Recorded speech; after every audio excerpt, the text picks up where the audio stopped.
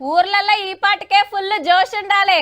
పెద్ద లీడర్లకెళ్ళి పైరోవులు, ఆడకట్టుకు మీటింగులు, వార్డులు ఎన్ని, పబ్లిక్ ఎంతమంది, ఎవరికి ఏం కావాలి, ఏది ఎట్లా సప్లై చేయాలి, సిట్టింగ్లు ఏడబెట్టాలి, కొత్త గిఫ్టులు ఏం పంచాలి, ఖర్చుల లెక్కెంత, ఓటుకు అడుగుతున్నదెంత, ఇట్లా చాన్నే ముచ్చట్లుంటాయి.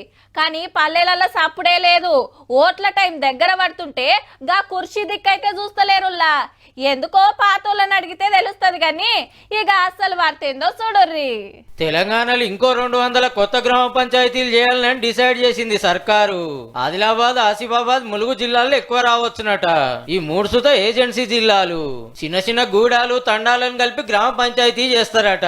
తండా జీపీ అయితే ఊరికి డాంబర్ రోడ్డు, గల్లీ గల్లీకి సీసీ రోడ్లు పడతాయి. చక్కటి డ్రైనేజీలు, గల్లీల కరెంటు స్తంభాలు, ఊర్లోనే పంచాయత్ ఆఫీసు, సర్కారు బాడీ, లైబ్రరీ, దవాఖానా ఇట్లా అన్ని సౌలతులు వస్తాయి.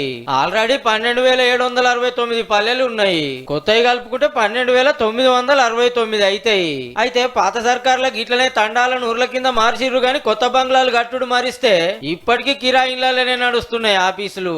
మొదలుగా తిప్పలు తప్పియాలి, పంచాయతీలకు కొత్త బంగ్లాలు కట్టాలి. ఇక జనవరిలోనే కులగణన లెక్క బయటకిడిచి రిజర్వేషన్ల ప్రకారం బీసీ సీట్లు తేల్చి ఫిబ్రవరిలో సర్పంచ్ ఓట్లకు పోయే పనులున్నది సర్కారు. ఈ లోపే కొత్త పంచాయతీలు ఫైనల్ చేయాలి, అన్నిటికి కలిపి ఒక్కపారే ఓట్లు పెట్టాలి. అంటే కొత్త ఏడాదిలో కొత్త జీపీలు, కొత్త సర్పంచులు రాబోతున్నారు అన్నట్టు.